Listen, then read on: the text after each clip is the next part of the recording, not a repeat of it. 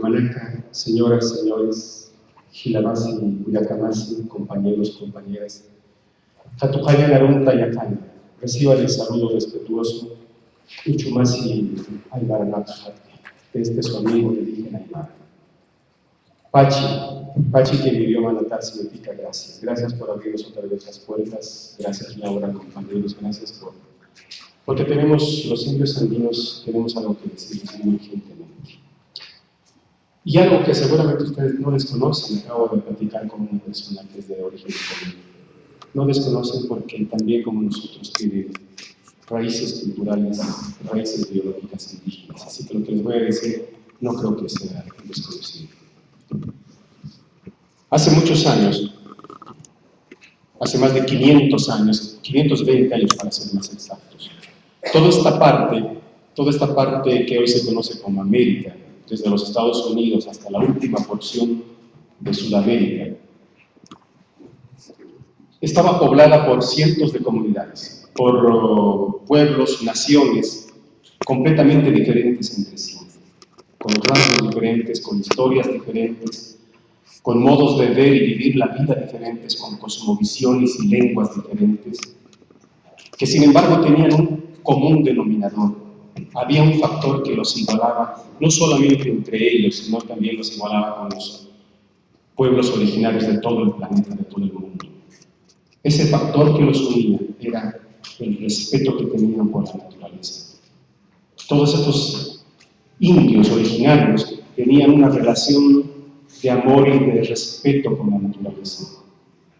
Hablaban con los animales, hablaban con las plantas, con los ríos, hablaban con los cerros, con el sol, con la luna, porque para ellos todo tenía vida, para ellos todos los componentes de la naturaleza eran seres vivientes. Los indígenas norteamericanos decían que todo tenía espíritu. Y como seres vivientes, como seres que tenían vida y espíritu, merecían ser tratados con el mismo respeto con que se trataban los seres humanos. Por ejemplo, no se tomaba de la tierra nada más lo necesario, es decir, respetaban los ciclos de la tierra después de una siembra o cosecha. No mataban innecesariamente los animales, convivían con ellos, mataban, los sacrificaban para la subsistencia imprescindible, la necesaria. Y ese respeto por la naturaleza, esa forma de vida de respeto por la naturaleza, hacía que estos indios tuvieran una vida equilibrada, una vida con equilibrio, porque no se sentían superiores a la naturaleza, por lo mismo no la sometían y no la sobreexplotaban. Esta forma de vida les daba también paz y armonía en sus vidas, porque nadie se sentía más que nadie, ni menos que nadie.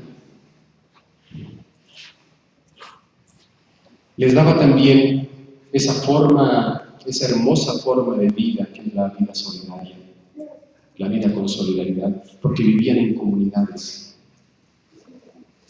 Vivían en comunidades, todo lo hacían juntos, trabajaban juntos, hacían sus rituales juntos, iban de arriba para abajo juntos, se alegraban juntos, se defendían juntos y juntos se acompañaban hasta el día de sus muertes. Por supuesto, tenían aspectos negativos como todo ser humano, como todo grupo social. Pero esta forma de vida de respeto por la naturaleza les daba a ellos muchos años de paz y por varias generaciones. Y así, de esa forma, vivieron milenariamente grandes culturas, navajos, en el norte navajos, sioux, apaches, lakotas, hopis, tarahumaras, mexicas, aztecas, mayas, incas, quechuas, aymaras, guaraníes, mapuches y toda esa gama de culturas que tenemos en esta parte del mundo.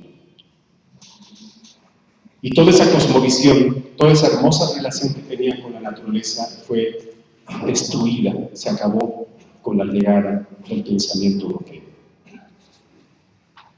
Todo ese conjunto de saberes, toda esa cosmovisión indígena fue sustituida por la visión única y religiosa del mundo, y a partir de ahí comenzó esta etapa de oscuridad en la que todavía no podemos salir.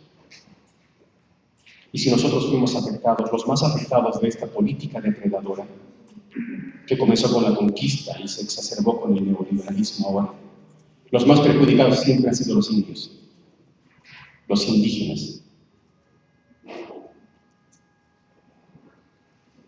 Frente a esto, compañeros, compañeras, frente a esto, los indígenas andinos han decidido desde hace unos años recuperar esa cosmovisión ancestral que tenían. Han decidido recuperar ese conjunto de saberes, ese conjunto de conocimientos ancestrales para adecuarlos a estos tiempos. Han decidido rescatar esa filosofía de vida y con base en ella crear un marco ético-moral que les dé la oportunidad de crear sociedades más justas, más equilibradas, más equitativas, más solidarias. Les hablo de la filosofía del buen vivir, del vivir bien. También le llaman la filosofía de la vida buena, según la región indígena que estemos. Le dicen vida buena, vida dulce, vida armoniosa, buena convivencia, pero todos coinciden en que se trata de un buen vivir, del vivir bien. En Aymara le decimos suma kamani, los quechos le dicen suma pausay, los guaraníes le dicen ñambe reco, y apenas leí que en la lengua celtal se dice, no sé pronunciar bien la palabra, pero textualmente dice lequix cux lejan. Y los indios norteamericanos, los Hopis y los Lakotas, también tenían una palabra para designar a esta filosofía de vida. Esta filosofía de vida, compañeros, compañeras, que ya fue incluida, es tan importante para nosotros los indígenas andinos, que ya fue incluida en las constituciones políticas, como bien lo dijo Laura, en las constituciones políticas de Estado de dos países, Ecuador y Bolivia. Y no solamente en sus constituciones, sino también en sus planes nacionales de desarrollo. Voy a hacer un apretado síntesis de esta filosofía, porque cómo puede caber una filosofía en 40 minutos, ¿no? Voy a leer y voy a ir explicando, voy a intercalar, para que sea un poco más ágil esto. ¿Qué busca la filosofía del vivir bien? ¿Qué es lo que busca? Uno, el vivir bien prioriza o da prioridad a la vida. Prioriza o da prioridad a la vida. Desde la revolución industrial hasta el neoliberalismo, pasando por el capitalismo, la humanidad y con ella la naturaleza han sido empujadas a la destrucción. En su afán de riqueza, los dueños del mundo no han escatimado nada con tal de seguir acumulando bienes materiales. No les ha importado matar y destruir para aumentar su poder económico, que mal llaman desarrollo. Para ellos, la naturaleza y sus recursos son como una canasta inagotable. La tierra, las plantas, los ríos, los mares no son seres con vida, sino fuentes potenciales de dinero y poder. Y para que esto no caiga en las generalidades, les traigo unas breves cifras para ubicar esta destrucción.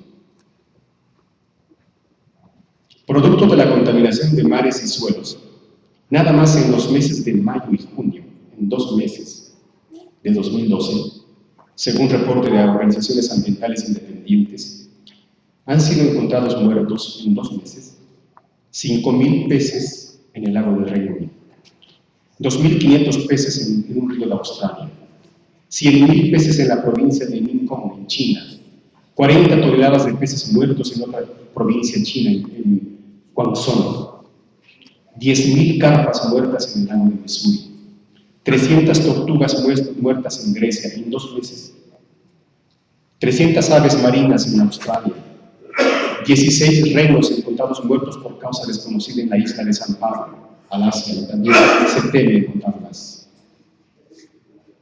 540 antílopes en Kazajstán, 300 delfines en Rusia, 10 toneladas de peces muertos en la laguna de Bahía en Filipinas, 100.000 peces muertos en arroyos en Maryland, Estados Unidos, 500.000 salmones sacrificados por un virus extraño en Vancouver, Canadá, 2.300 aves encontradas muertas en playas de Chile. Y ni hablar de los derrames petroleros.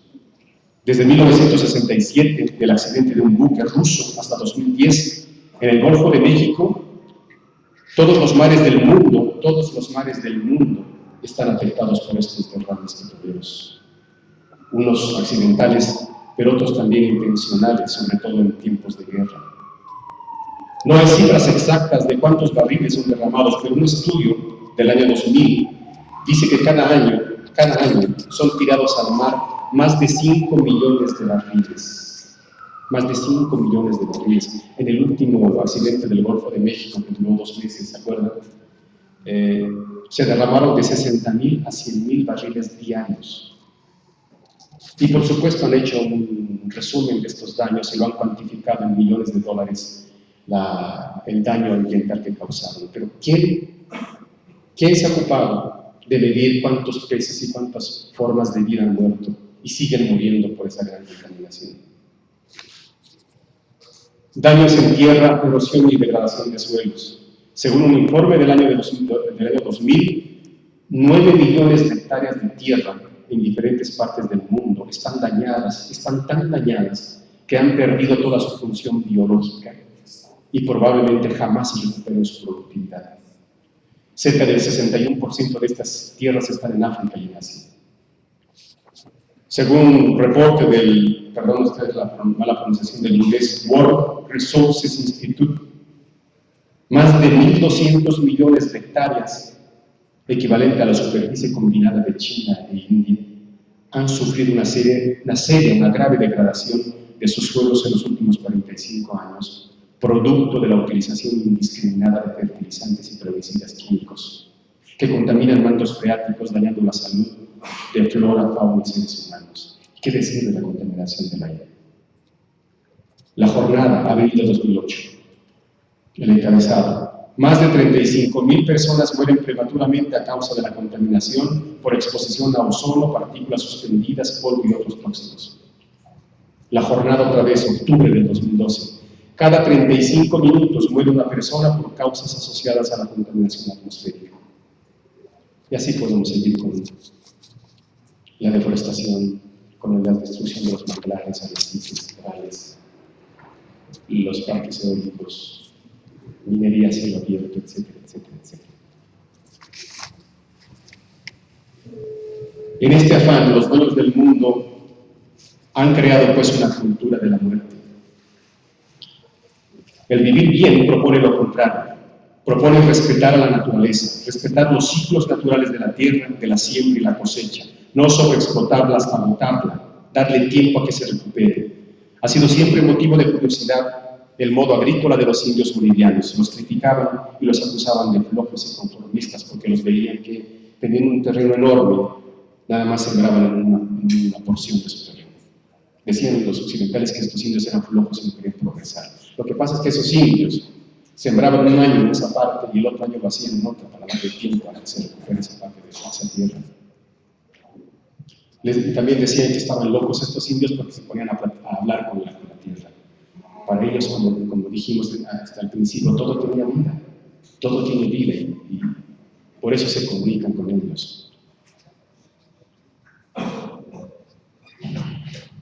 Así como no se puede matar impunemente un ecosistema, no se debe matar a un animal innecesariamente. Todo, absolutamente todo tiene vida según la cosmovisión andina. A la cultura de la muerte, a esta cultura de la muerte occidental, el vivir bien propone pues una cultura de la vida. 2. Vivir en equilibrio con la naturaleza. Vivir en equilibrio con la naturaleza. Esto está ligado al primer punto. Desde la mal llamada conquista, porque eso no fue una conquista, eso fue una masacre a mansalva de millones de indígenas. El pensamiento europeo, la cosmovisión occidental, ha puesto al hombre como el centro del universo, al ser humano y sus necesidades antes que nada y primero que nada. A eso se le llama antropocentrismo. Y en ese afán, la consigna ha sido desde siempre dominar la naturaleza, entre comillas. Dominar la naturaleza. Separaron al hombre de la naturaleza como si no fuera parte de ella y lo combinaron a domesticarlo, a doblegarlo, a someterlo. Incluso hay un filósofo renacentista, aquí lo tengo anotado, Sir Francis Bacon. Fíjense cómo los teóricos desde esa época justifican esta masacre. Sir Francis Bacon en 1620 escribió lo siguiente. Él decía que la ciencia torture a la naturaleza como lo hacía el Santo Oficio de la Inquisición con sus reos, para conseguir develar el último de sus secretos. La filosofía del vivir bien propone absolutamente, abismalmente lo contrario. Para los indios andinos, el hombre no es primero que nada. El orden, según esta filosofía de vida, es este. Primero la naturaleza, después los animales y en tercer lugar el hombre. Ese es el orden para estos indios. Y de esa reubicación viene precisamente ese trato respetuoso que se quiere rescatar de esa filosofía ancestral. Eso es vivir en equilibrio con la naturaleza. Número 3, vivir en complementariedad. Vivir en complementariedad. Otra cosa que no entendían los occidentales de los indígenas aymaras era por qué los indígenas decían que una persona soltera, una persona, por más edad que tenga, una persona soltera todavía no es persona. Así decían, todavía no es persona. Quizá lo decían porque la palabra que designa el matrimonio en aymara es jaquiciña. Jaquiciña significa matrimonio, pero también significa hacerse persona. ¿Y cuándo se hacían persona la gente? Cuando encontraban a su pareja, cuando encontraban a su pareja, cuando hacían pareja, cuando encontraban a su opuesto. Hombre y mujer son opuestos, pero ambos se necesitan, y al juntarse se equilibran. Para que haya una mejor comprensión, el diccionario, en una de sus acepciones de complemento, dice lo siguiente: complemento, lo que es preciso añadir a una cosa para que sea íntegra o perfecta. Ese es el significado del complemento. El hombre y la mujer se necesitan, y al juntarse crean un tercer factor, que es la unión de ellos, que les da equilibrio. La misma psicología moderna dice eso, que encuentran el equilibrio emocional. Eso es la complementariedad. El hombre y la mujer juntos, los opuestos juntos, que dan vida a un tercer incluyente, que es la unión de los dos. La complementariedad es pues la unión de los contrarios, la unión de los opuestos, bien y mal, espacio y tiempo, cielo y tierra. Todos necesitamos de todos para estar completos.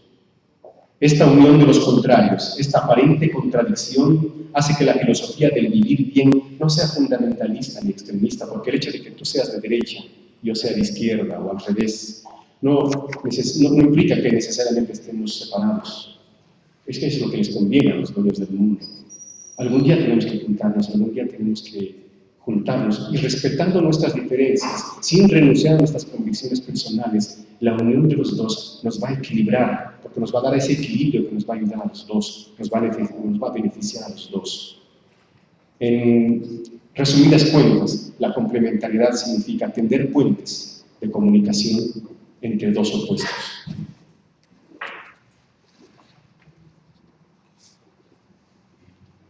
Porque nadie puede estar completo. Nadie puede estar completo si alguien está incompleto. Nadie puede estar bien si otro está mal. Yo estaré bien si tú estás bien. Eso es la complementariedad. Y la complementariedad no solo entre hombres, sino del hombre con la naturaleza. Así como el niño necesita del abuelo para aprender la vida, así el hombre necesita de las plantas, de las aguas de un río, de la generosidad de un grano para subsistir. El pez necesita del mar, el mar del sol, la tierra de la lluvia. La vida es como un tejido. Eso es lo que dijo un sabio indígena de la tribu Lakota. La vida es como un tejido, decía él, en donde un nudo se entrelaza con otro a través de nudos, y la conjunción de esos nudos y esos hilos crean un tejido de la vida, un tejido firme, sólido, en donde todos se complementan con todos, porque todos se necesitan de todos. Y así, en ese tejido logran una vida armoniosa, equilibrada. Y dijo más todavía, dice que si una parte de este tejido de la vida empieza a dañarse, es como si se dañara todo. Nadie puede estar bien si otro está mal. Por eso ellos deben cuidar que todo el tejido esté bien, en buenas condiciones, porque una parte puede afectar el todo. Y esto me remite a una noción de la física cuántica. Fíjense lo que dice una ley de la física cuántica. Dice: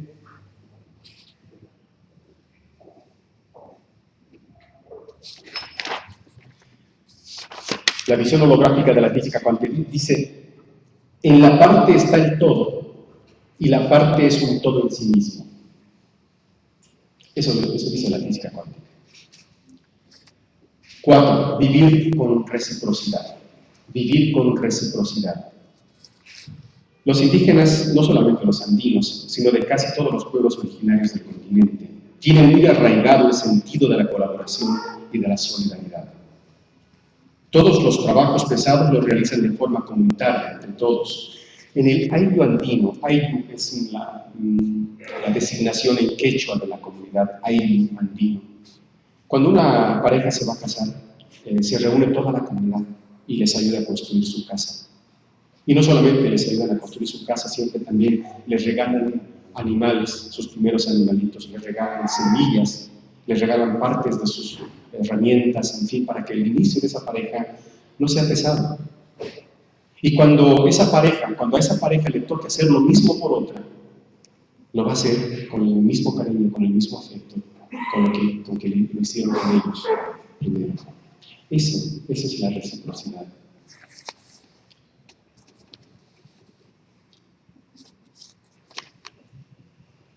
La filosofía del vivir bien busca que todos vivan bajo ese principio de la reciprocidad. Pero para ello, primero se tiene que recobrar la añeja costumbre de la convivencialidad, volver a convivir, porque desde la conquista nos inyectaron el virus del individualismo, rompieron con esa sana costumbre de vivir en comunidad y nos convirtieron en islas, preocupados solo por nuestras vidas y las de nuestras familias. Para acabar con este tipo de vida, la filosofía del vivir bien pretende rescatar la añeja forma de vivir en comunidad para convivir, volver a crear esos lazos sociales que nos unían y nos ayudaban a enfrentar juntos las vicisitudes de la vida, regresar a la sana costumbre de ser solidarios. Eso es la reciprocidad. Muy distinto al intercambio que instituye Occidente, porque el intercambio alienta la acumulación y la búsqueda de riquezas. En cambio, la reciprocidad, el bienestar espiritual de los que dan y reciben. Hay un placer enorme en dar, es cierto, pero también hay un placer enorme en recibir y en devolver. Los occidentales critican mucho a los indígenas bolivianos porque dicen que todo su dinero, no les gusta ahorrar a estos indios, todo su dinero se lo gastan en una fiesta a la que invitan a todo el pueblo a emborracharse, dicen los occidentales. Cuando tú le preguntas a un indio, le dices, ¿por qué? Él te dice, es nuestra costumbre porque de esa forma también nos dieron a nosotros. A los que estamos ofrendando la fiesta también nos dieron fiesta con comida, con bebida, con música, y estamos devolviendo lo que nos dieron con el mismo afecto, con el mismo cariño que nosotros nos dieron. Esa es la reciprocidad para estos indios, tan distinto del intercambio occidental. 5. Llegar a acuerdos en consenso. En las asambleas que se realizan en los ayllus andinos, porque también se juntan para tomar decisiones, se juntan todos para tratar cualquier tema que afecta a la comunidad, ya sea menor o mayor, se juntan todos y en estas asambleas, todos los que participan tienen la obligación de emitir su punto de vista respecto del tema que están tratando. Y todos, absolutamente todos, son oídos, son escuchados con el más absoluto respeto, porque de ese contraargumentar va a salir una decisión en consenso, una decisión que convenza a todos. Aquí, en estas asambleas, también se pone en entredicho la democracia, tal como la entendemos, porque la democracia es representativa, la democracia implica también la imposición de mayorías, y allá no, la democracia es directa. Sin renunciar a las convicciones propias se pueden poner de acuerdo en una decisión de consenso. Dar prioridad, antes ligado a esto, respetar las diferencias, porque va ligado a esto, respetar las diferencias. Una característica del pensamiento occidental es la homogenización de todo. Todo lo quieren uniformar, a todos los quieren meter en un mismo saco, manipulan a su antojo la palabra igualdad. No les importa las distintas formas de pensar y de vivir de los pueblos. La cosmovisión debe ser única. Los objetivos deben ser uniformes, una sola la forma de vivir la vida, un solo el pensamiento. Por ello, Globalizaron no solo la economía, sino también el modo de ver y vivir la vida, como si el mundo no fuera una comunidad de diferentes. Y no somos diferentes, y no somos iguales, pues, somos diferentes. Porque tenemos distintas formas de pensar, distintas formas de vivir la vida, tenemos cosmovisiones diferentes, lenguas diferentes, rasgos e historias diferentes. El mundo es multicultural. Y en un solo país se pueden reunir varias naciones. El problema para los occidentales es reconocer esas diferencias y peor aún tratar de convivir con ellas. Pero para esta filosofía del vivir bien, las diferencias, el reconocimiento de ellas, el convivir con las diferencias es base fundamental de una buena y armoniosa vida. El mestizo puede convivir con el indígena, el indio con el negro con el blanco. Reconocer y respetar al otro y juntos buscar una vida armoniosa y equilibrada es el objetivo del vivir bien. Por eso Bolivia hace unos años dejó de ser república, porque en la república los indígenas no estaban representados, eran ciudadanos, eran tomados como ciudadanos pero sin derechos, y así fue desde la conquista. Desde hace unos años Bolivia es el Estado plurinacional de Bolivia, compuesto por 36 naciones, con cosmovisiones y lenguas diferentes, pero que sin embargo pueden caminar juntos. 7. Dar prioridad a los derechos cósmicos. Hoy el planeta Tierra vive momentos sumamente peligrosos, tiempos ya no de crisis cíclicas a las que estamos acostumbrados, sino tiempos en los que se está decidiendo nada más y nada menos que su muerte o su subsistencia. Son muchas las amenazas: el calentamiento de la atmósfera, el deterioro de la capa de ozono, la pérdida de fuentes de agua dulce, la creciente contaminación, la erosión de la biodiversidad agrícola y silvestre, la degradación de los suelos, etcétera, etcétera, etcétera, etcétera. La agresión es, pues, a la principal dadora de vida, que es la naturaleza. Por eso el vivir bien busca dar prioridad a la defensa de los derechos de la naturaleza, antes de los derechos de nadie, antes incluso que los derechos humanos.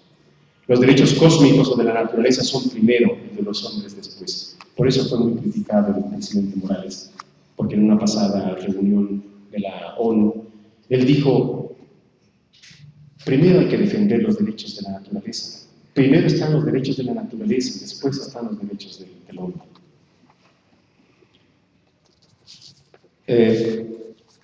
Hace unas semanas el gobierno boliviano promulgó la que se llama Ley de la Madre Tierra, en donde ya le da un marco legal a la defensa del medio ambiente.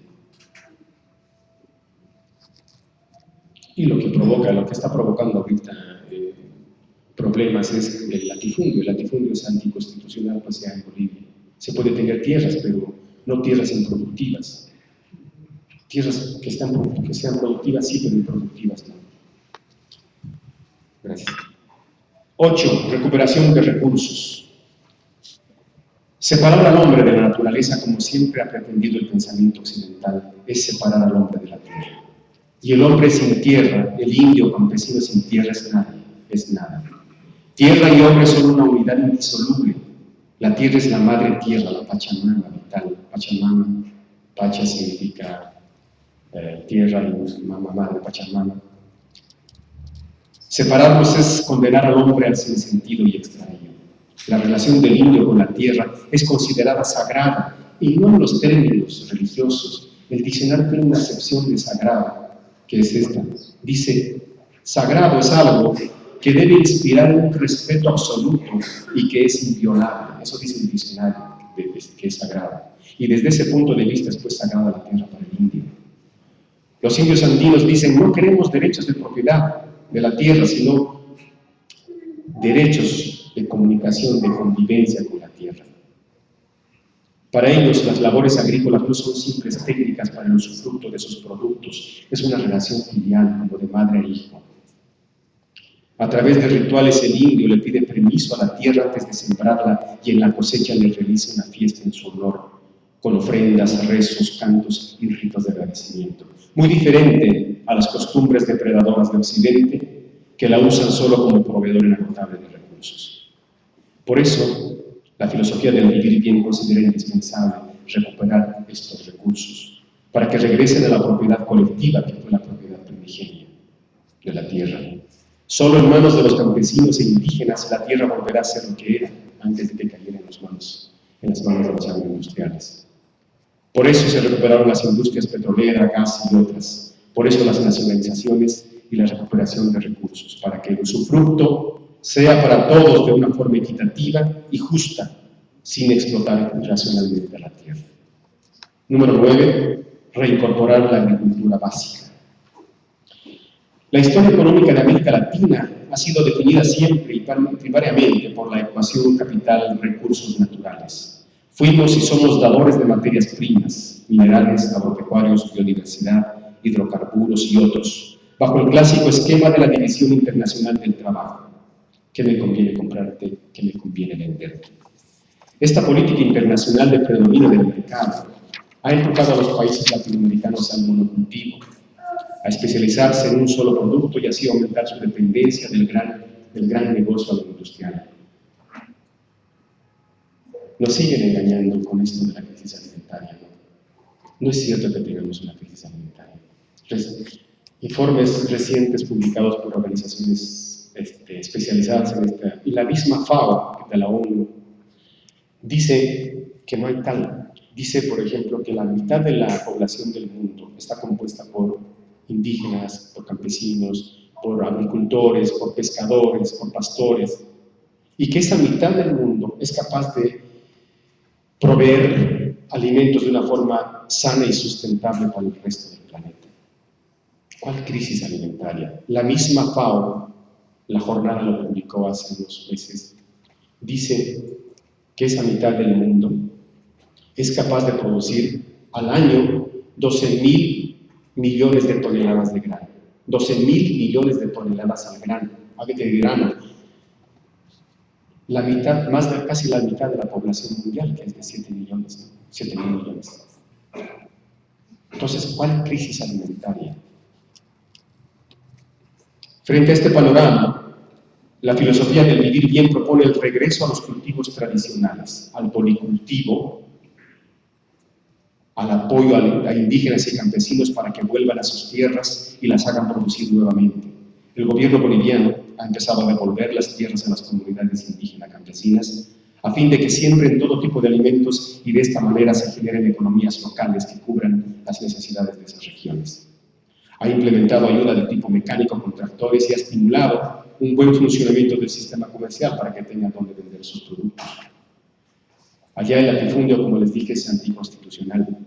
Y paralelamente, también el gobierno creó un banco de semillas para que siempre existan semillas y no se tenga que echar mano de las transgénicas que ya sabemos los daños que causa al ser humano y a las semillas milenarias que tenemos.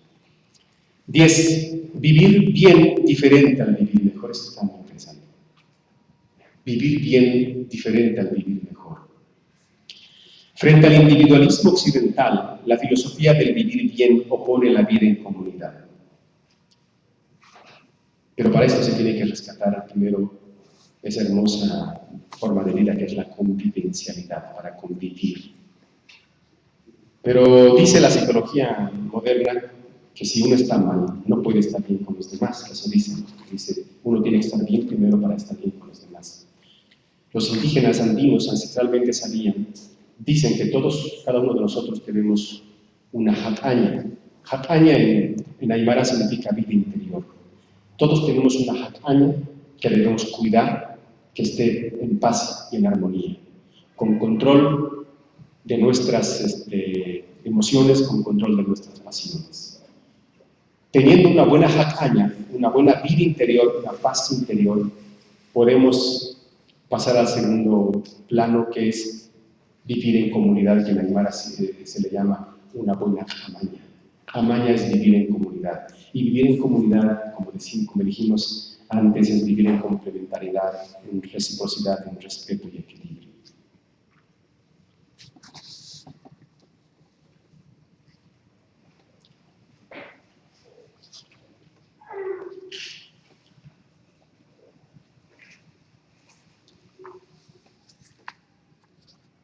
¿Cómo se puede vivir en comunidad si hay desigualdad?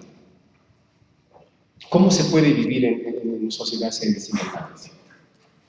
La filosofía andina busca que toda relación sea equilibrada, equitativa, horizontal, nadie más que nadie y menos que nadie. Tan distinto a este paradigma del vivir mejor, este paradigma occidental del vivir mejor. ¿Qué es vivir mejor? Vivir mejor es tener equilibrio. No. Vivir mejor es tener armonía, tampoco, porque el vivir mejor, desde su inicio, el vivir mejor implica una desigualdad. Porque para que alguien viva mejor, alguien necesariamente tiene que vivir peor. Desde ahí implica una desigualdad.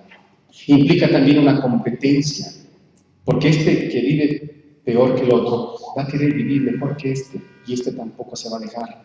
Y va a ser una competencia permanente, y vivir en competencia permanente es pulverizar al hombre, es hacer enemigo al hombre del otro hombre. También, y esto creo que es una de las más graves, el vivir bien también implica caer en un estado constante de insatisfacción. Es vivir constantemente en insatisfacción, porque siempre vamos a querer vivir mejor que hoy, mejor que antes y mejor que mañana, siempre. Y ustedes saben, porque caemos en desear compulsivamente, porque vamos a desear siempre vivir mejor. Y ustedes saben que una de las causas principales de la infelicidad en el mundo es precisamente desear mucho, desear más de la cuenta, desear compulsivamente, porque muchos de nuestros deseos no se van a realizar. Entonces el vivir mejor nos mete en esa vorágine de deseo constante. El vivir mejor implica pues desigualdad, competencia e insatisfacción.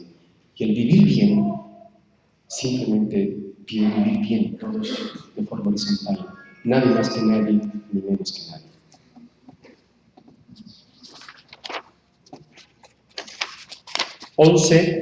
Desarrollo no es igual a crecimiento. Desde la irrupción de la revolución industrial que procreó luego el capitalismo y el neoliberalismo, el desarrollo siempre ha estado asociado al crecimiento económico y con la acumulación. Siempre ha estado ligado a lo material exclusivamente. Para ellos, los capitalistas, los neoliberales, no existen otras dimensiones del desarrollo que lo económico. Esta política internacional de predominio absoluto del mercado ha cuantificado, ha cosificado y fragmentado al ser humano, cuyo objetivo de vida ya no es ser más, sino tener más. Para los dueños del mundo, el desarrollo es sinónimo de un incremento ilimitado de mercancías, no importa la desigualdad que provoque. Y cualquier pueblo que se lo ponga es arrasado, es sometido. Su meta es la dominación y explotación de la naturaleza, de los hombres y de las culturas. Para ellos eso es el desarrollo y lo miden con parámetros monetarios como el Producto Interno Bruto. Como si el Producto Interno Bruto nos diera el nivel de bienestar o el nivel de felicidad de los seres humanos. Los indígenas andinos no hablan de desarrollo, sino de crecimiento, de un crecimiento interior, de un aprendizaje natural junto a las plantas, a los animales y a la naturaleza con los que se comunican, con los que conviven. Se trata de otros saberes en los que nada tiene que ver la ciencia y la tecnología, otro tipo de conocimiento. Algo que aún sorprende a los occidentales son las respuestas de algunos indios cuando le piden a un indio, por ejemplo, a un sabio, a una autoridad, le dicen, por ejemplo, le urgen una decisión, el indio dice, denme tiempo, voy a consultar con el corazón, voy a pensar con el corazón. Dice. Sus relaciones, pues, no son cuantitativas, sino cualitativas. Los indígenas andinos buscan ser amiris. Amir es una palabra que designa en Aymara al hombre rico, pero no al hombre rico de bienes materiales, sino al hombre rico en bienestar y armonía, bienestar interno de energía positiva. Un amiri es alguien que va feliz por la vida y va contagiando esa felicidad a quien se encuentra. Pero para llegar a ser amiri, estos indios nos han enseñado, para ser amiri, hay que primero cumplir con una tarea primordial y primera, que es ser Pachamama. Pacha, ya dijimos que es tierra, y Amana es como un administrador, como un cuidador, como un protector de la naturaleza. Pachamama es el cuidador y protector de la tierra. ¿Y qué hace el Pachamama? ¿Qué debe hacer el Pachamama? Precisamente lo que estoy diciéndoles a ustedes ahorita. No maltraten a la naturaleza, respeten a los animales, respeten a las plantas, todo tiene vida, todo tiene espíritu. Eso es lo que hace el Pachamama. Enseñar y proteger, hacer todo lo que él pueda para proteger a la naturaleza.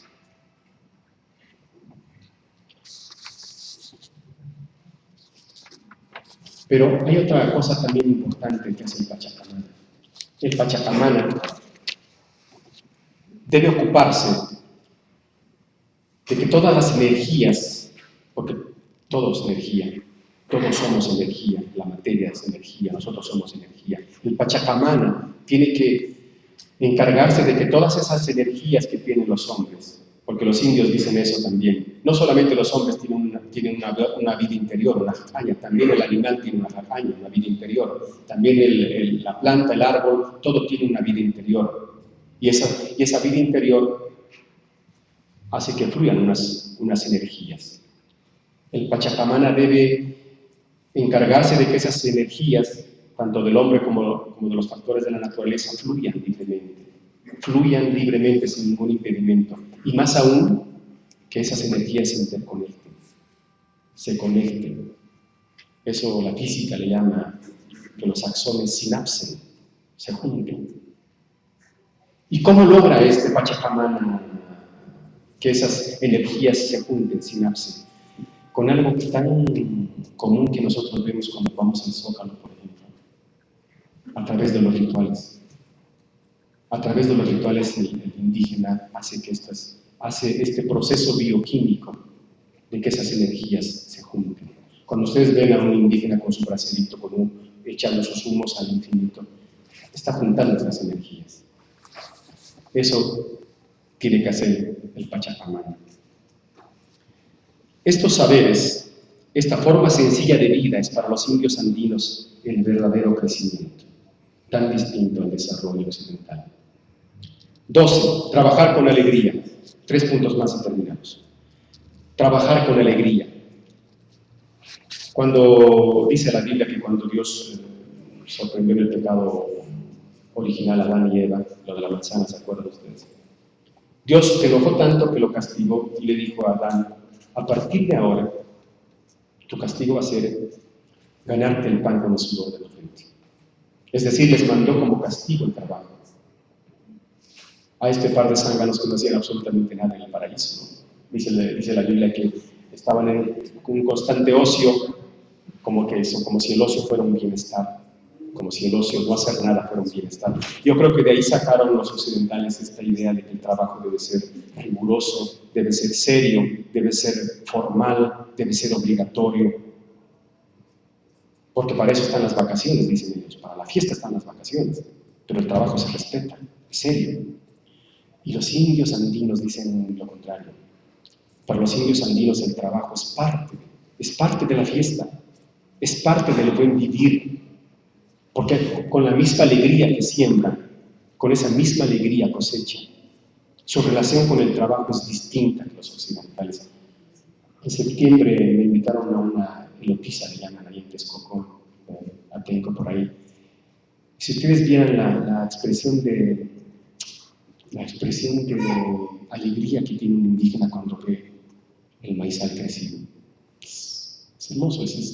Entonces ellos toman el trabajo no como un castigo, sino como parte de la fiesta. Así hacen sus rituales de una forma litúrgica, de una forma alegre. Eso es pues trabajar con alegría. ¿Perdón?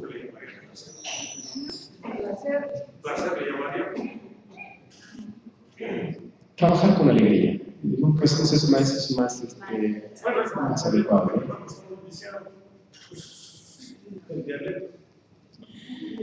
Por eso dicen los indios que el trabajo es parte del vivir bien. Saber morir, el número 13, saber morir. Mientras los occidentales hacen lo que pueden para retrasar y posponer la muerte a la que le temen porque creen que todo comienza y termina aquí, que después de la muerte no hay nada más. Los indígenas aymaras, quechuas, guaraníes y de otras naciones no le temen a la muerte. Para ellos es solo una transición, un tránsito necesario para que broten otras vidas. La palabra muerte en aymara se dice jiwa, esa es muerte en aymara, jiwa, y está compuesta por dos vocablos, ji, que significa estar junto, y wa, que significa tierra. Pacha significa tierra, pero también wa significa tierra, tierra material de terreno. Entonces, si juntamos este vocablo, jiwa, significa estar junto a la tierra, ¿no? Y estar junto a la tierra, ¿qué es? Es convertirse en semilla, es convertirse en abono para que brote otra vida, una plantita, por ejemplo. Por eso estos indios dicen que la muerte es parte de la vida. Es parte del continuum de la vida, dicen, de la continuidad de la vida, que es un trayecto constante de vida y muerte, de muerte y vida. Otra vez la complementariedad y la reciprocidad de dos opuestos, vida y muerte que coexisten. Por eso los aymaras dicen que es bueno aprender a morir para vivir bien. Saber comer, saber beber, saber danzar. Saber comer. Los indígenas no habían, en los pueblos originarios no habían estas obesidades mórbidas que hoy vemos. Los indígenas aymaras, por ejemplo, tenían una forma equilibrada de llevar su alimentación. Se alimentaban, durante una estación, se alimentaban con un alimento, aparte de otros, por supuesto, se alimentaban con un alimento. En la siguiente estación lo hacían con otro, y así. Llevaban de una forma equilibrada su alimentación. Sabían beber, porque el alcohol siempre ha estado ligado a nuestros rituales. Eso no hay que negarlo. El alcohol es un elemento congregatorio, social. Siempre ha estado junto a nuestros rituales. La diferencia es que allá antes no había cantines. Saber danzar, diferente a saber bailar. Saber danzar porque la danza estaba unida al ritual. Siembra, cosecha. Se convirtió en baile cuando lo llevaron. Se convirtió en baile y en folclore cuando lo llevaron a las ciudades. Penúltimo, respeto a la mujer y al anciano. Las leyes contra el racismo y discriminación. Vivir bien es también respetar a la mujer, porque ella representa a la madre tierra, a la Pachamama, que al igual que ella es dadora de frutos y de vidas. Por ello la mujer ocupa un muy importante lugar dentro no solo de las familias, sino de las comunidades donde también ejerce cargos de autoridad. Ella es la principal transmisora de la cultura a los hijos. Es a través de ellas que los saberes ancestrales se filtran de generación en generación. Igual que importantes que los ancianos. Porque gracias a ellos los indígenas andinos están retomando el camino correcto de existir. Es gracias a su sabiduría que las costumbres y tradiciones se mantienen fieles a sus orígenes. Por su serenidad y objetividad son los mejores jueces a la hora de dirimir algún problema de la comunidad. Los ancianos son fuentes de consulta y como tales son respetados y protegidos por las familias que conforman el ayllu andino. Tan distinto a Occidente, ¿no? Los ancianos aquí estorban, sobran.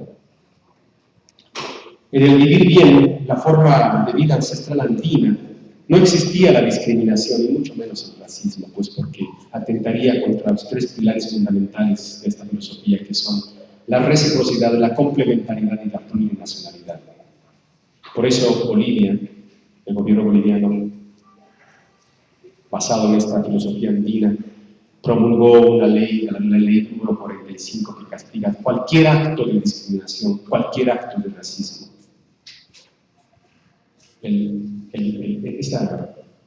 Esa expresión tan común de pinche indio, por ejemplo, pinche indio o indio de mierda, le decían a Evo Morales, tiene cárcel y otras penas allá en Bolivia. Finalmente, y gracias por su paciencia, defender la identidad, un punto importante de esta filosofía andina. Han dicho que esta filosofía del vivir bien es imposible en las ciudades, débil ante la ciencia y la tecnología y ante los medios de comunicación masivos, ante la modernidad. Puede ser. Este modo de vida, esta filosofía, como todo, es perfectible, sujeto de adecuaciones. No se trata de regresar pues a los tiempos antiguos, de que todos en este momento agarremos nuestros arados y nos vayamos a sembrar. No se trata de regresar al pasado y a la rebeldía, al progreso, dicen los occidentales. No se trata de eso. Se trata de rescatar ese marco ético-moral, de resignificar todo ese conjunto de saberes y conocimientos ancestrales para adaptarlos a estos tiempos. Finalmente, el vivir bien no es un punto de llegada, pues es un punto de partida. Un punto de partida de un nuevo esquema de desarrollo, de una nueva forma de relacionarnos con la naturaleza, de un cambio civilizatorio postcapitalista. Es una filosofía en construcción. Con esos retos se enfrentan. Los indios aymaras consideran estos tiempos como los tiempos del Pachacuti. Pachacuti, que son los tiempos de transición hacia una nueva era, tiempos de reordenamiento que devuelve el equilibrio a todo. Tan coincidente con las profecías mayas, ¿no? Las profecías mayas que los occidentales manejaron, que era el fin del mundo y todo eso. Es un cambio de era, es un reordenamiento para que todo vuelva al equilibrio de antes, al respeto de antes. Precisamente el 21 de diciembre, este próximo 21 de diciembre, a las orillas del lago Titicaca, se va a realizar una reunión internacional y una reunión virtual también sobre estos temas, el vivir bien, las profecías mayas que coinciden con el solsticio de verano e invierno allá en Bolivia. Todos estos saberes que dicen que ya está próximo un reordenamiento de todas las cosas, ya está próxima una nueva era civilizatoria. Y precisamente para esto, para todo esto, esta filosofía andina pide, exige la defensa de la identidad. La defensa de la identidad. El 90% de la población mexicana tiene raíces biológicas y raíces culturales indígenas. El problema es que lo olvidamos. El 64% de la población boliviana, según los índices, es indígena. Pero no porque estemos todos arando la tierra, sino porque nos asumimos indígenas. Es como si ahorita yo les pregunto a ustedes,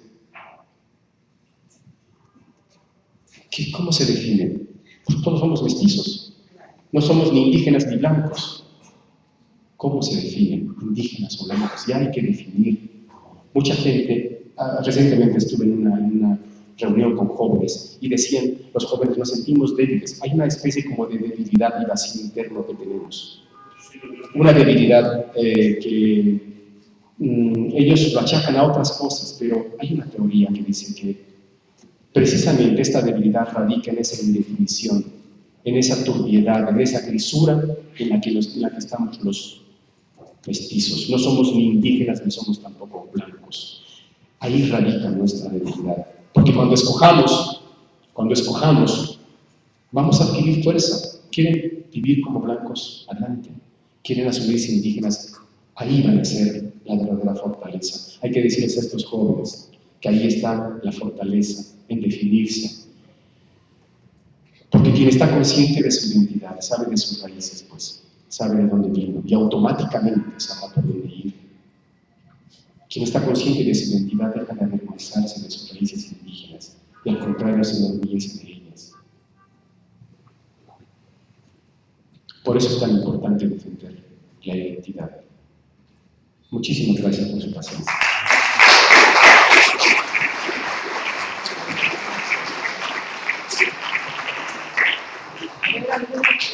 Por favor, que seamos breves para que nos sigamos creando más. Acá, como gusten, con el micrófono izquierdo. Con el micrófono por aquí. Bueno, nos llegan preguntas. Yo más bien hay un agregado. Uno, por ejemplo, el compañero habla de la tierra, y yo, si ustedes saben y conocen al doctor Francisco Toledo de Oaxaca, una vez le preguntaron a él por qué no usaba zapatos en zaguaraches. Y que por qué andaba descalzo, pues un pintor de fama internacional lo ve descalzo, como quiere tener los zapatos. Le preguntaron y dijo él, ¿cómo anda descalzo? Dijo él, porque siempre estoy en contacto con la tierra. así digo con la tierra, ¿ven? Entonces, respecto a lo que dice el compañero, él sí sabe lo que es la tierra, ¿no?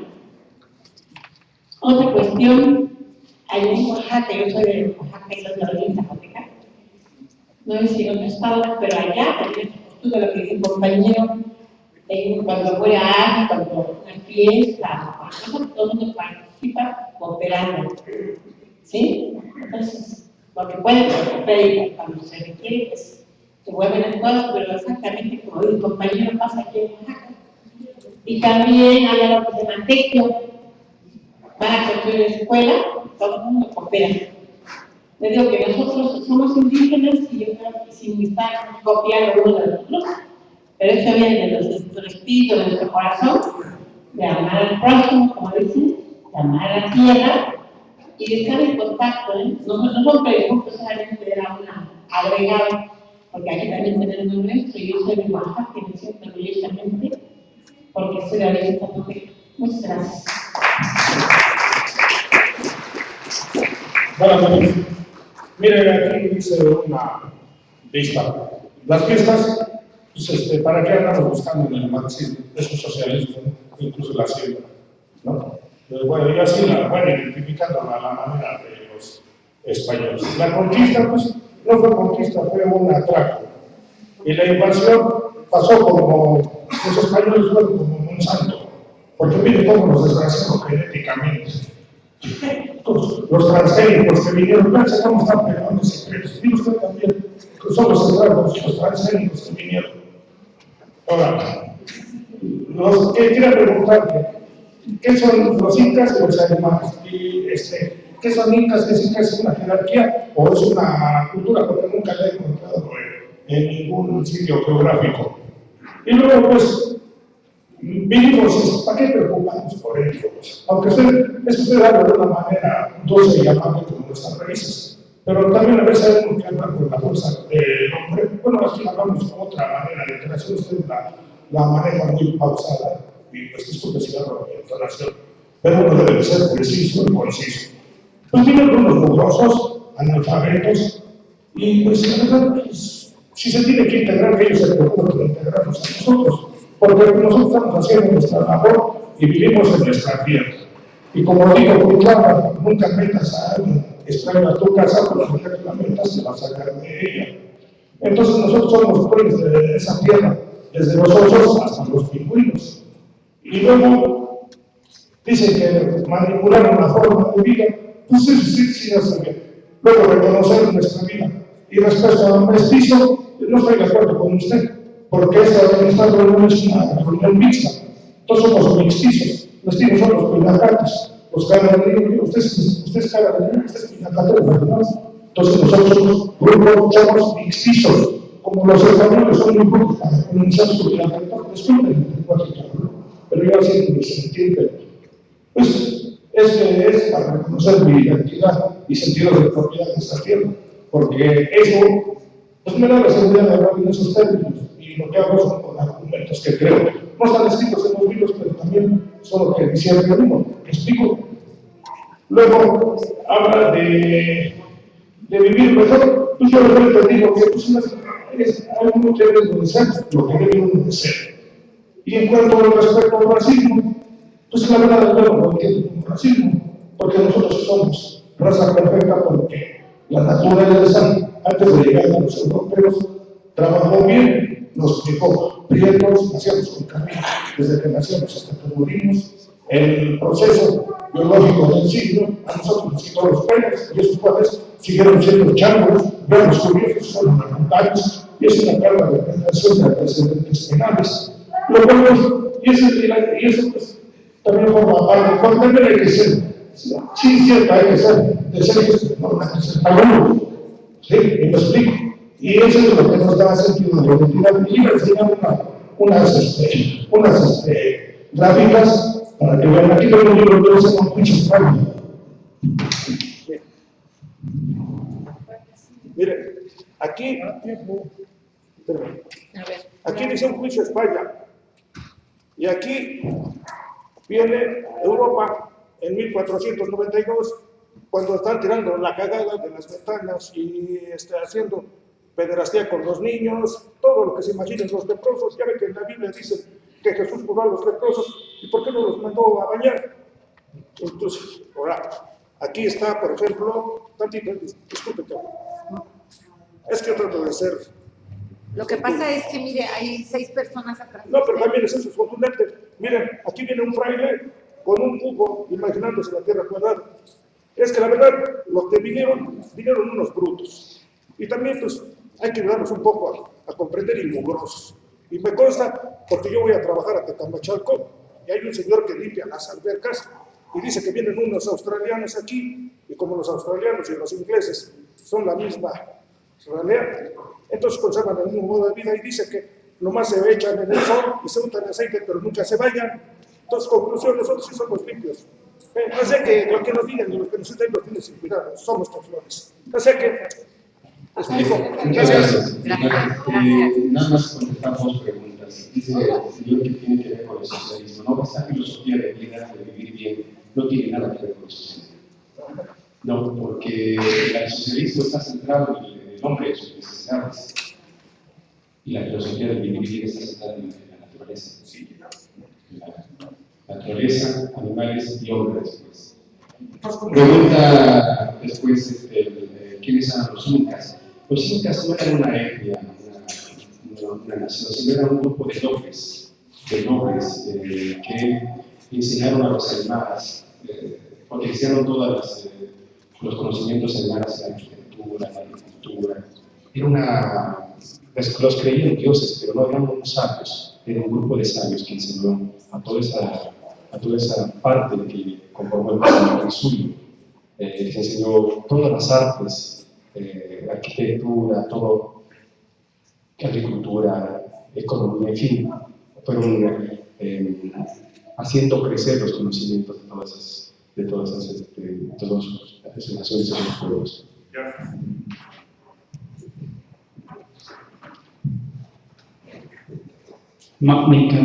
Mamikatse, Isempakini, Ishmati, Amauta, Sincatlazo Kamati, Samuriki Mumavitzotzin, Iván Lachtori.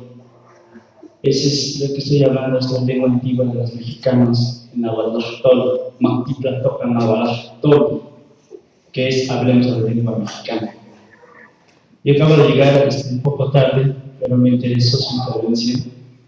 Me interesó por la sencilla razón que tanto la cultura del Tahuantinsuyo y la cultura de la náhuatl es la misma. Y lo que usted dice es, efectivamente, el buen vivir es la base fundamental de la existencia del ser humano. Me congratulo con escuchar tus palabras, porque es la misma filosofía ancestral de los incas, de los aymaras, con la cultura maya, mexica y tolteca. Nosotros debemos sentirnos orgullosos de ser mexicanos. Muy independientemente de nuestras divergencias ideológicas, tenemos un fin en esta vida, resaltar la grandeza de nuestra cultura, porque son las culturas más antiguas que incluso que la egipcia. No sé si usted conozca a un autor, me imagino que se va a conocer, se llama Ramiro Reinaga Huámpar, que escribió el libro de Tahuantinsuyo, 500 años de guerra de Quesguaymara contra España. Cuando leí ese libro, la verdad me conmovió muchísimo, de 375 páginas. Habla de una manera extraordinaria el conocimiento inca, de Atahualpa, de Tupac Amaru, de Mateo Pumacahua. Y aparte, usted mencionó el lago Titicaca. Tuve la fortuna de estar allá en Perú. Y la verdad, usted me movió con esa palabra del lago Titicaca, es un agua muy sagrada. Fuimos a hacer ceremonias allá, en 2 islas que hay allá, que se llama Amantí, si no recuerdo, y Tecate, vas a hacer Titicaca, Tecate.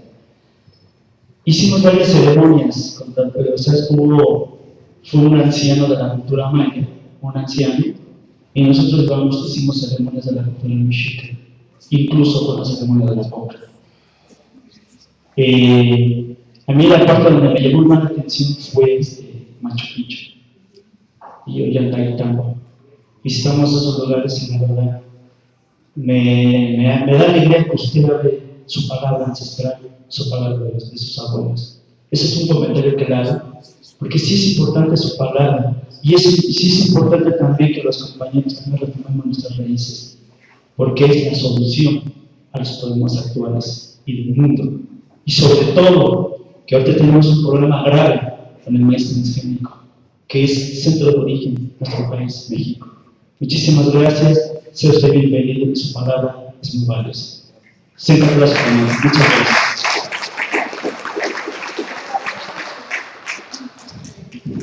Profesor Ramati, compañero, realizante de la tradición nuestra, que es más lo que nos acerca, lo que nos separa. Pero esas sinergias solo se darán en el momento en que países como ustedes, yo me acuerdo, se me ha interesado mucho nuestro continente, el Anáhuac, que era desde la Patagonia rodeado de mar, que recibió, como decía un compañero danzante alguna vez en California, sin pedirle la green card por el club. Ustedes quizás por estar más alejados geográficamente no están impregnados a aquello que dijeron en vez de India, que se refiere mejor indio muerto, que impregna desgraciadamente. Yo tengo 69 años y cuando yo era niño me decían mucho, yo decía mucha hambre.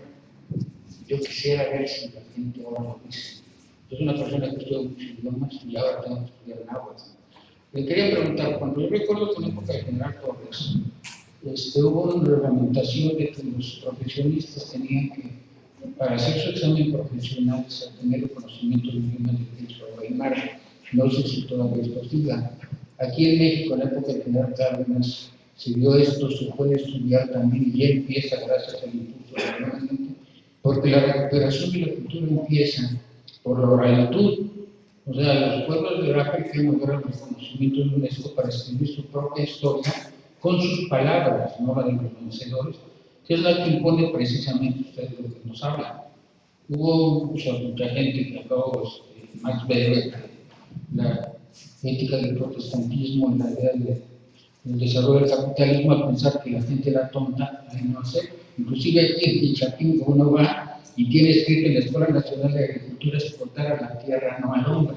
Yo creo que debería cambiar eso, o sea, no explotar a la tierra ni al hombre, porque esa idea precisamente del no respeto a cualquier forma viviente, sea fauna o flora, yo le quería preguntar, porque en la India, cuando se trata de hablar de problemas de contaminación, se recurre a estas figuras, se dice, el río Ganga está enfermo.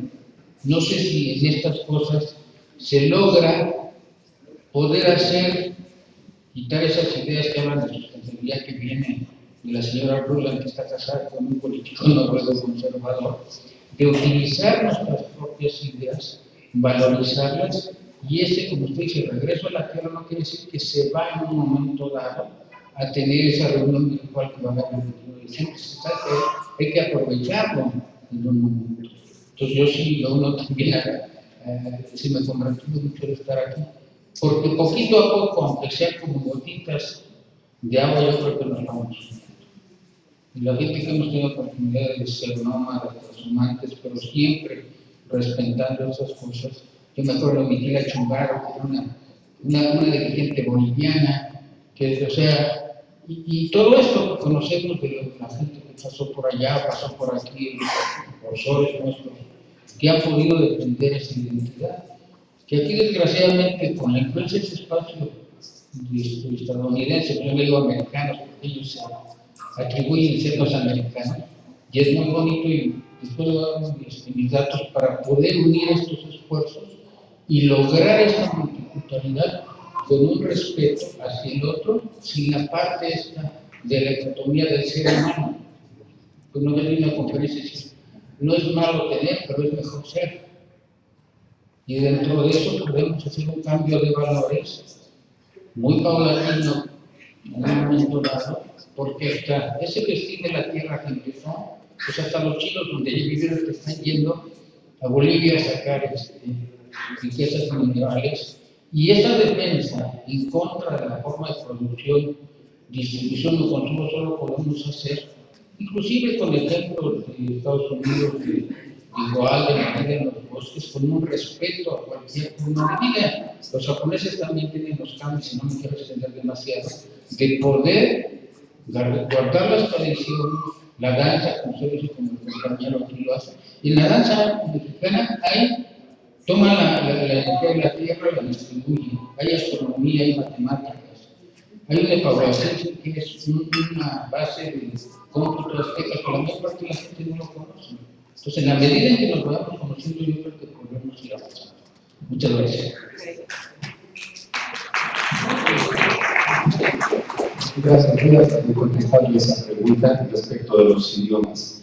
Sí, efectivamente, hay una ley allá en Bolivia que obliga a los burócratas, a todos los trabajadores al servicio del Estado, a aprender los dos idiomas, quechua y aymara, porque la población es mayoritariamente quechua y aymara allá. Pero no solamente los burócratas, sino también los estudiantes. Para recibir su título de cualquier carrera deben hablar ya no inglés, sino una lengua, aymara o quechua o guaraní, o de la región que ellos provengan.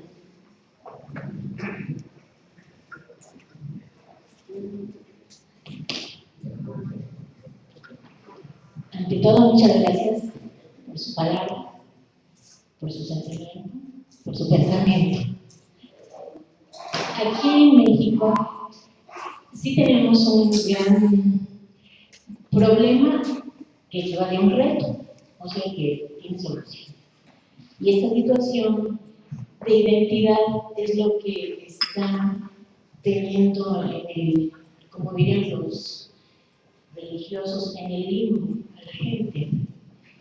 Pero sí es necesario recordar, sí es necesario pensar, sí es necesario tener en cuenta, porque el conocimiento está a flor de piel. La misma ciencia ha acudido al conocimiento ancestral. La ciencia verdadera ha usado los conocimientos de los abuelos. Y de esos abuelos, de los abuelos anteriores, de los abuelos cósmicos y de un conocimiento hermosísimo. Entonces, nosotros como mexicanos, mezcla, pues sí tenemos que tener la identidad de nuestro origen. A mí me gusta decir mucho la palabra indio, porque pues como que si indígenas somos de un lugar, y yo creo que todos no somos de un lugar, pero en esta situación cultural pues tenemos una gran riqueza cultural, como ser aymara, quechua, aquí en México zapotecos, yo me asumo tolteca, y con la parte, esa es nuestra tarea, recordar y retomar ese conocimiento ancestral, aterrizarlo con la llave maestra, que es el respeto. ¿Qué es el respeto? No vamos a la esquina. Y de entrada, eso es lo que los antiguos siempre, lo primero es el respeto. Entonces, de la parte mestiza, ya sea occidental, oriental o de donde sea, hay que redimir, porque también tuvieron su tarea. No importa que haya sido la mismísima Inquisición, porque cumplieron una tarea, no de una forma muy bonita, claro que no, pero al fin y al cabo hubo un propósito. Y el propósito, pues de modo, fue unirnos ahora sí que a punta de religión, que ahorita ya la religión no está en decadencia, porque ya empieza el conocimiento científico, en base también a la sabiduría ancestral.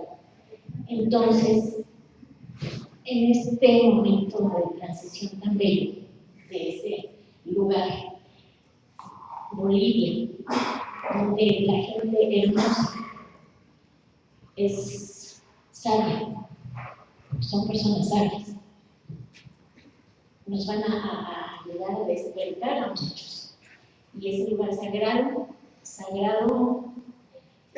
llámese por la ciencia, por el conocimiento, conocimiento por el origen, por quienes habitan muy dentro, visibles e invisibles, ahí estaremos. Un cuerpo y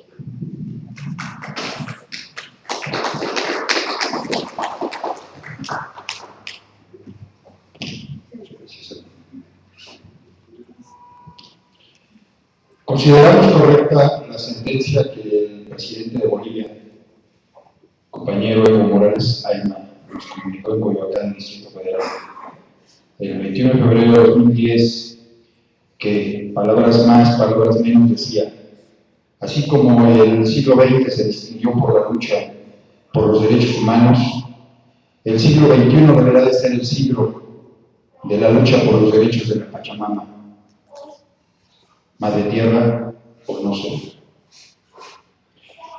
Igualmente, estamos en la disposición de aprender de la sabiduría de nuestras propias culturas ancestrales el camino para aportar a la regeneración de México. Es aquí donde el conocimiento desarrollado por culturas como la que tú representas y que el pueblo de Bolivia ha tenido a bien elevar al rango constitucional.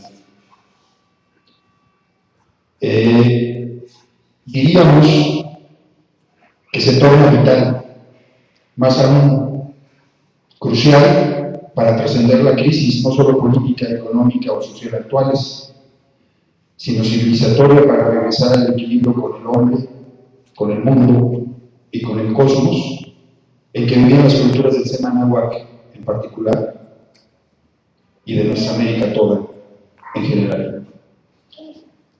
Me he permitido esta digresión porque esto es lo que decimos un grupo de personas que queremos desarrollar, establecer un puente que permita encontrar la luz al final del túnel, en el proceso de rearticulación del civilizatorio que necesariamente tenemos que pasar.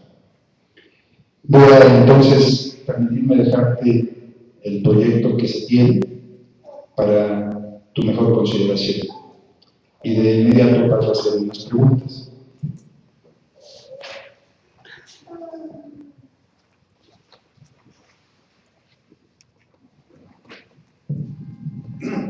Decía que al final del túnel, porque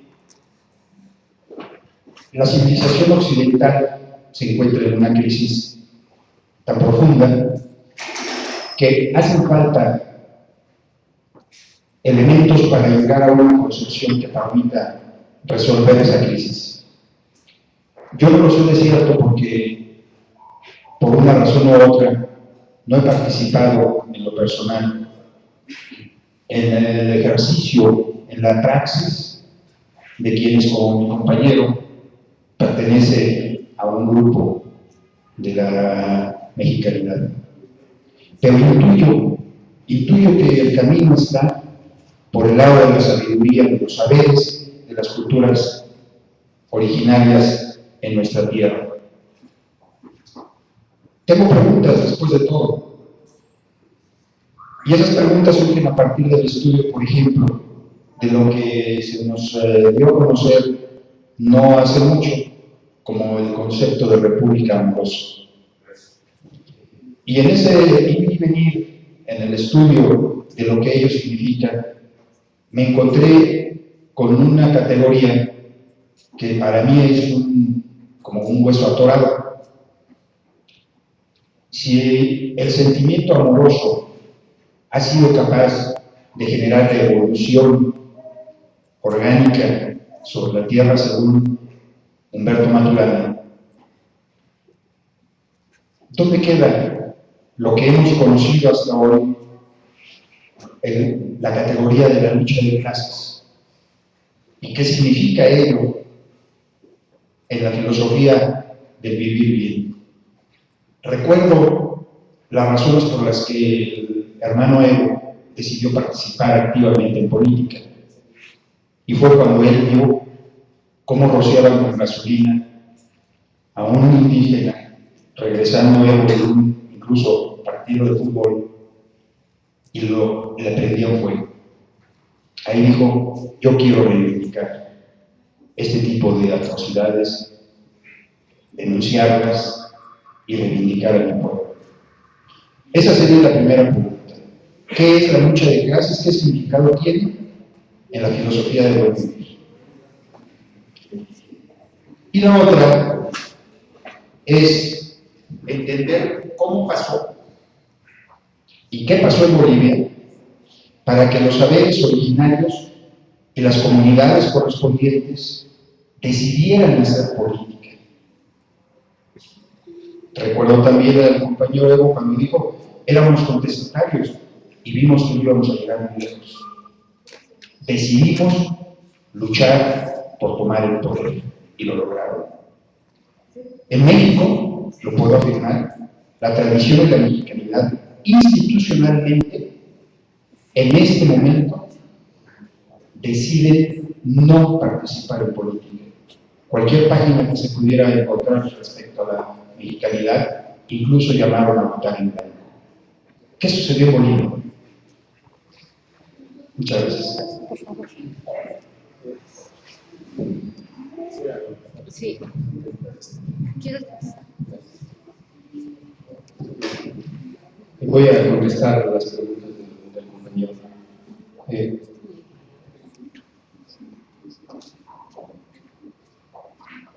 Hablaste de Maturana.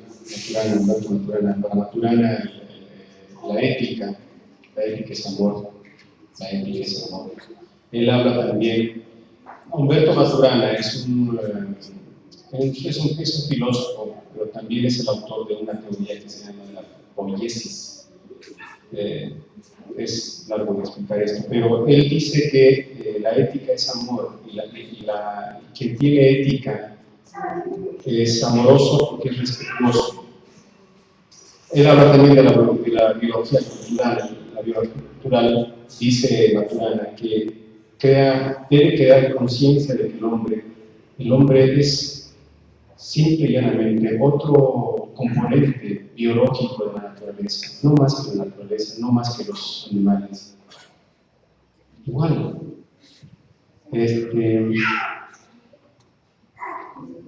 la lucha de clases en la filosofía del vivir bien. No, porque una lucha significa separación y ellos buscan la complementariedad. Es decir, tú puedes tener las ideas radicalmente opuestas a las mías. Sin embargo, podemos coexistir. El vivir bien no busca la abolición del capitalismo. No busca, porque todos nacimos en el sistema capitalista. No busca abolir los mercados. Los mercados no es una invención del capitalismo. Los mercados ya existían antes de los capitalistas. Lo que busca en todo caso la filosofía de vivir bien es tener una economía con mercado, no una economía de mercado en la que todo se mercantiliza. Entonces, no hay una lucha de clases como tal, sino una complementariedad. Se puede convivir con lo contrario. Eso es lo que buscan los indígenas. Ese respeto por las diferencias que sin embargo pueden caminar juntas. Mariátegui, el pensador peruano Mariátegui, decía, y esto me lleva a tu segunda pregunta, Mariátegui decía que el verdadero socialismo, el socialismo del siglo XXI, iba a nacer precisamente de los indígenas, de la integración de los indígenas. ¿Por qué? ¿Cuántos intentos hemos visto hasta ahorita de integración latinoamericana, de integración contadora, grupos que han pasado con diferentes nombres, el Grupo del Río, en fin? No han fructificado. ¿Por qué? Porque no han tomado a los indígenas en cuenta. Apenas el ALBA está frente a un reto importante ahora. ¿Por qué les digo que la integración va a partir de los indígenas? Mayas, no solamente hay en México, mayas también hay en Guatemala y en otras partes. Los mayas, como los aymaras, por ejemplo, aymaras no solamente hay en Bolivia, también hay en Perú, en Ecuador, en el norte de Chile, en el norte de Argentina. Hay quechuas en Bolivia, en Perú, en Ecuador, cerca de Colombia. Hay guaraníes en Santa Cruz de la Sierra, Bolivia, Brasil, Paraguay, Uruguay. Todos esos indígenas no conocen fronteras. Para ellos es una sola familia. Dile a un guaraní que se junta con un brasileño, lo hace con todo gusto porque es familia. Ellos no conocen de Brasil y Bolivia.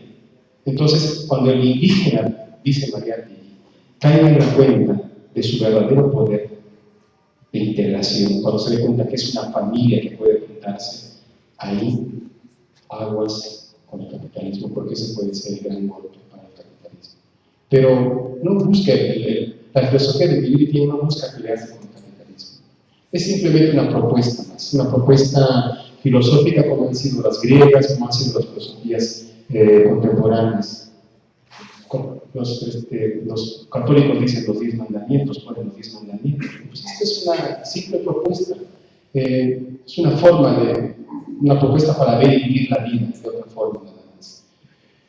Y finalmente, ¿por qué las comunidades indígenas decidieron intervenir en política? Porque hasta un animal se cansa de tanto maltrato.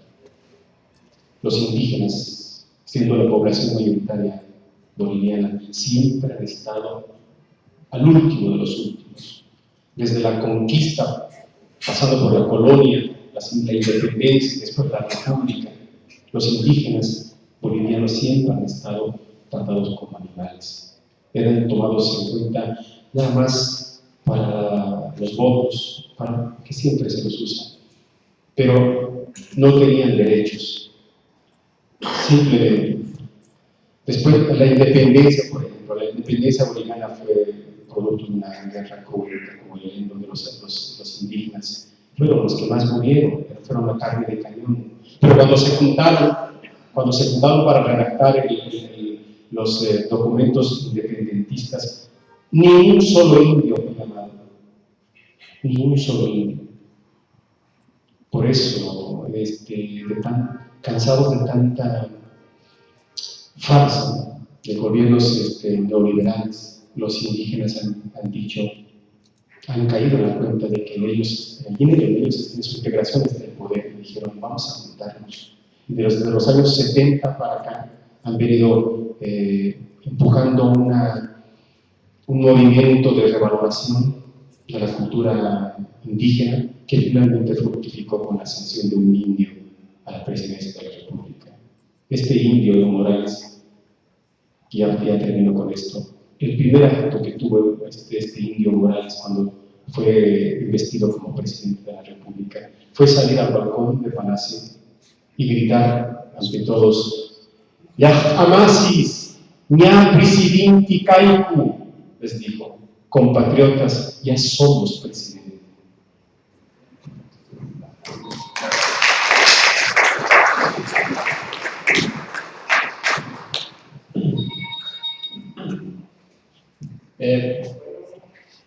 Es terrible la historia en todo el continente de las comunidades indígenas.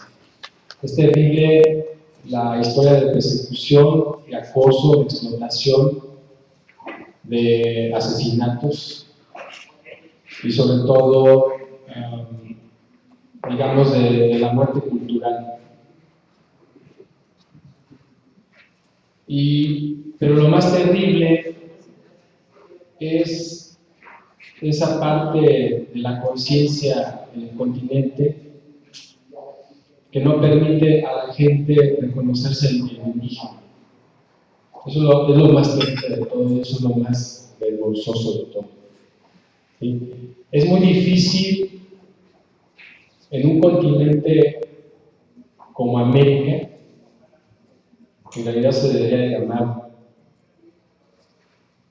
el continente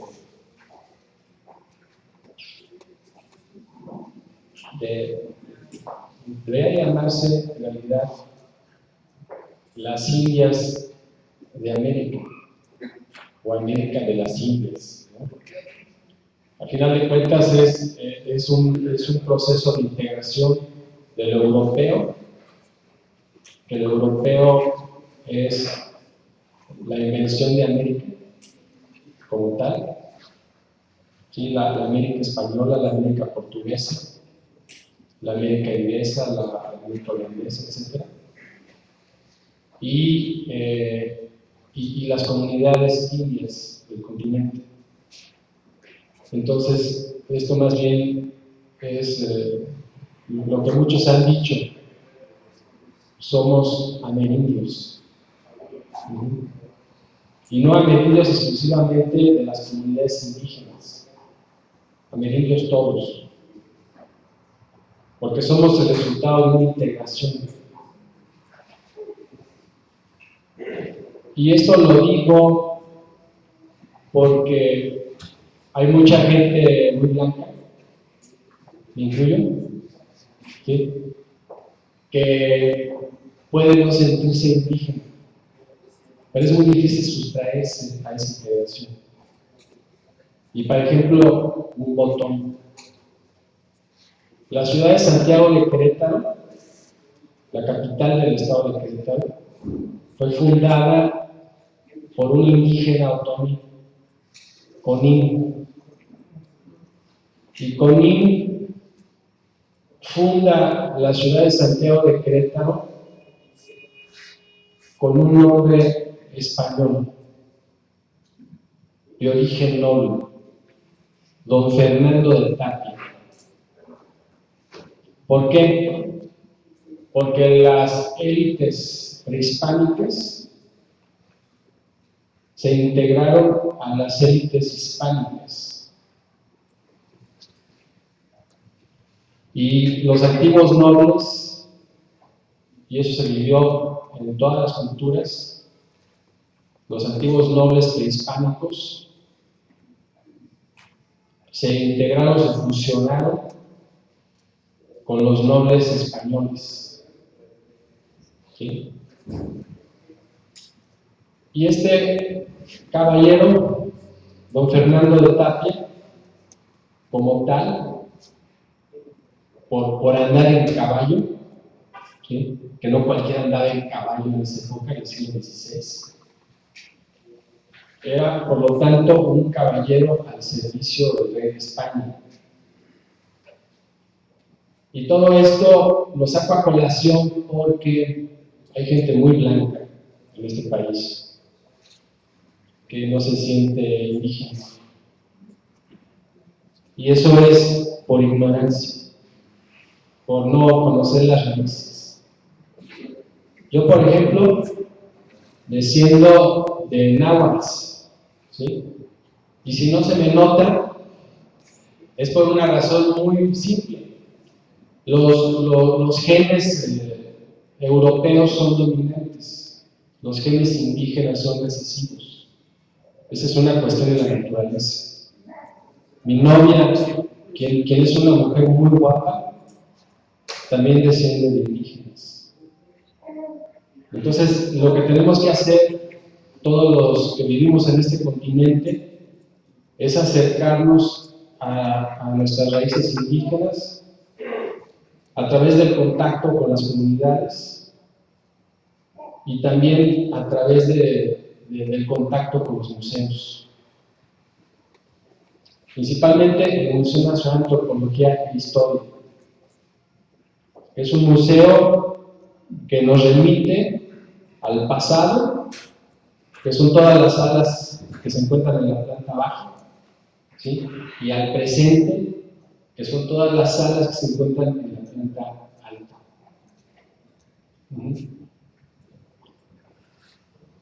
Eso es todo. Y quiero felicitarte por tu conferencia. Es excelente. El último.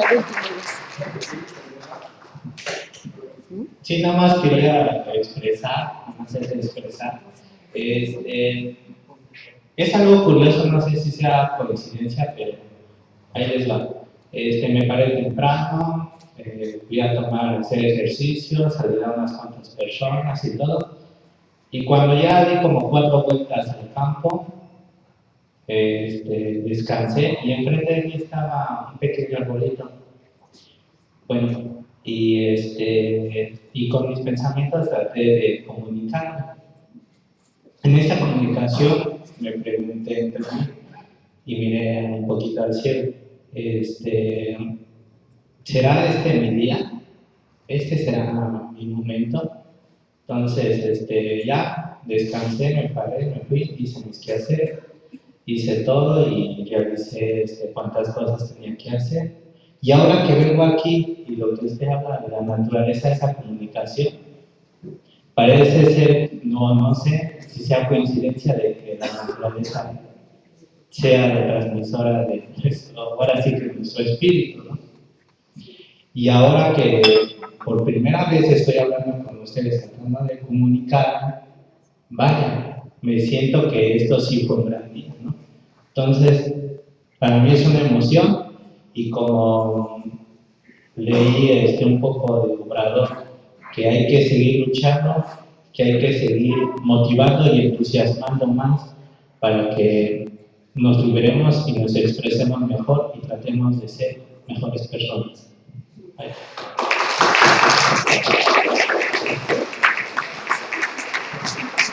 Sí, para finalizar, creo que les comenté hace 20 días que la semana antepasada, el fin de semana antepasada estuvieron por aquí. Estuvo el pastor del Águila, acompañado por cerca de 300 pastores de mando de nuestros pueblos originarios, en una carrera que viene desde Alaska y se junta a fines de noviembre con la Razón del Cóndor en Guatemala. Los que nos asumimos indígenas creemos en esto no como una fe religiosa, sino como un proyecto y una perspectiva de vida, como ya lo mencionaba Javier, como una propuesta a construir ese otro nosotros, a construir desde nuestro propio pensamiento la filosofía que descolonice la mente de esas ideas occidentales que no van con nosotros, de esa otra forma de hacer las cosas, de ese construir desde nuestros lugares, trabajos, hogares, ciudades, pueblos, comunidades, esa otra forma de ser que hable de nosotros, que deje al yo egoísta a un lado. Gracias.